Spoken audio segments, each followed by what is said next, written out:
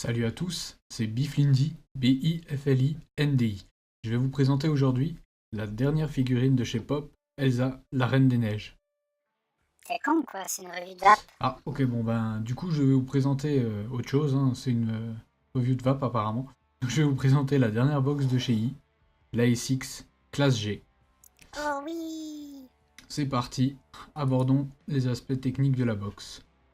Donc, premièrement, hein, c'est la toute dernière box sortie de chez II, hein, développant une puissance de 200 watts.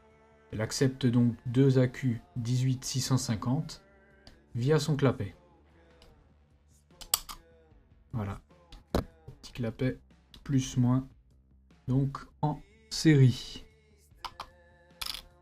D'ailleurs à ce niveau-là, hein, le clapet me faisait peur au début, mais ça rentre très bien et c'est vraiment agréable. Donc comme on peut le voir sur cette box, j'ai la finition carbone. Elle existe encore en finition cuir noir et cuir brun. C'est du cuir italien, le carbone. Alors apparemment c'est du vrai carbone. Bon, au toucher il est texturé, c'est sympa. On aime ou on n'aime pas, hein. C'est vraiment un parti pris, hein. Donc cette box, qu'est-ce qu'elle fait? Elle a un support Bluetooth pour iPhone, Android, ainsi qu'un support avec un logiciel pour la connecter via son port USB-C pour Windows. Au niveau des petites nouveautés, ben la box, comme on peut le voir, elle se pilote via un joystick. Donc on va l'allumer tout de suite, hein. Et je vais vous montrer ça, hein. Donc comme vous pouvez le constater, elle a un grand écran, un TFT, équipé de USB classe E USB-C, qui permet une charge à 2 ampères. Un petit rétro-éclairage à l'arrière quand on appuie sur le bouton Fire, comme vous avez pu le constater, qui apparemment, alors c'est à prendre avec des pincettes parce que l'info n'est pas confirmée, mais qui serait apparemment alimenté par une batterie lithium intégrée à la box, qui se rechargerait uniquement lorsqu'on le recharge en USB. Bon, à prendre avec des pincettes, on n'est pas sûr encore de... Purée, le mec Je qui ne fait suis une pas revue, sûr il sait encore même de pas cette fini. info. La box, elle supporte le SS, le titane, nickel, SX pur, et bien sûr elle a le TCR manuel. Au niveau des protections embarquées, on a une inversion de la polarité, des courts-circuits, résistance trop basse, même si c'est dur de les atteindre avec les caracs de cette box, c'est-à-dire 0,05 ohm pour le mode wattage, avec entre 0,05 ohm et 3 ohms pour le mode wattage, et la résistance lue, je crois, en mode TC est le 0,0001, enfin bref, c'est un truc qu'on n'atteindra sûrement jamais. Le low voltage, qui marche très bien, la surchauffe et les surcharges de batterie. Une protection au niveau du durée de fire de 10 secondes. Voilà, donc ça c'est des petits classiques on va dire maintenant de nos jours, mais qui est toujours bien de le rappeler parce que peut-être que sur des box bas de gamme, ça ne se retrouve Ta pas. review qui est bas de gamme. Faut dire que j'étais assez content de l'avoir cette box, hein, parce que j'ai bien attendu, je l'ai bien mérité et elle me plaît bien. Donc voilà, hein.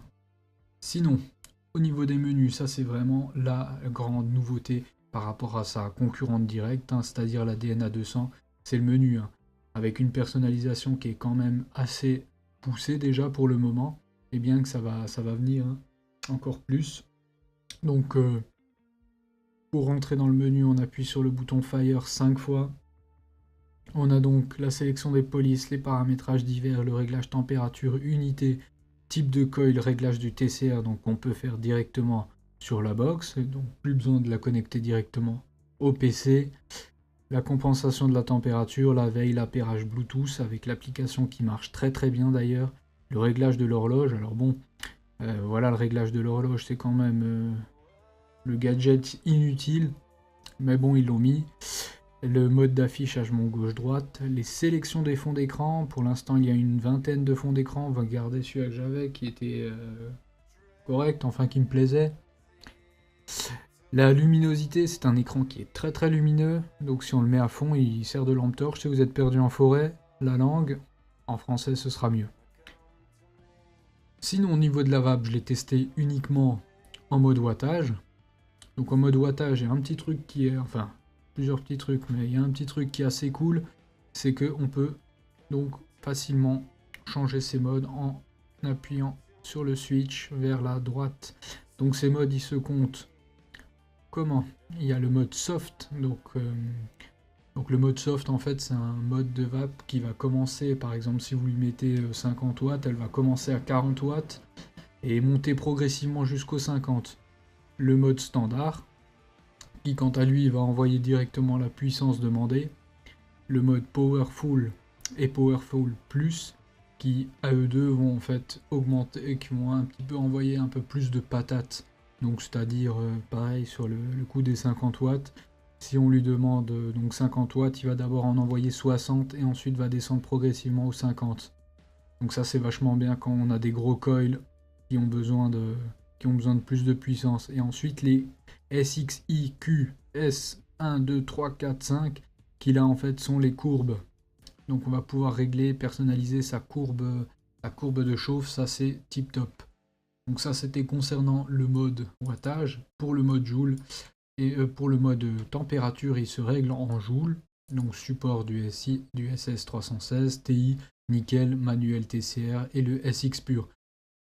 Bien sûr, c'est adapté avec le mode Eco, le mode standard, le mode Power et le mode Power Plus. Donc c'est tip top pour ceux qui aiment vaper, bien sûr, en mode contrôle de température, ce qui n'est pas mon cas. Alors là, on va passer sur une petite comparaison entre la DNA 200 et la SX 550. Hein. Bon, je ne veux pas rentrer dans les détails, il y en a plein d'autres qui le font et bien mieux que moi sûrement. Mais bon, on est avec des box plutôt au format équivalent, soit double, triple AQ ou LiPo. Niveau de la puissance, c'est 200. Bon, maintenant DNA a fait la mise à jour vers le 250. Personnellement, moi, ça me suffit. Mais le gros avantage par rapport à une DNA, c'est la navigation dans son menu. C'est-à-dire que là, plus besoin de connecter à l'ordinateur pour faire des changements, le TCR, etc. On peut le faire directement de sa box ou via son smartphone, à la rigueur, si on a envie.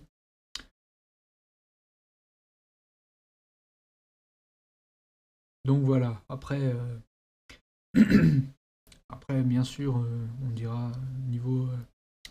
Il y a toujours des partisans de DNA, des partisans de chez I, même s'il y en a peut-être moins que de chez DNA. Mais bon, il faut savoir que moi, à mon avis, c'est une box qui est vraiment bien finie. Bon, la gueule, le style, ça c'est vraiment une affaire personnelle. Mais moi, je sais que quand je l'ai eu en main, je dansais le Mia, tellement elle était bien.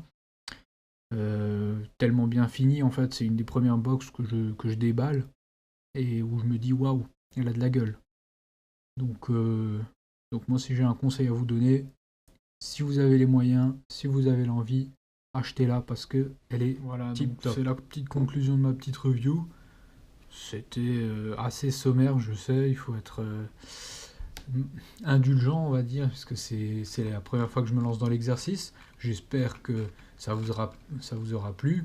Je vais pas essayer de faire trop de chichi parce que c'est pas mon style, mais voilà, donc je vous remercie pour ceux qui ont regardé cette vidéo. N'hésitez pas à commenter pour m'apporter une critique, j'espère, constructive. Ça me fera plaisir. Et puis je vous souhaite une bonne journée, bonne soirée et bonne vape. Allez, ciao!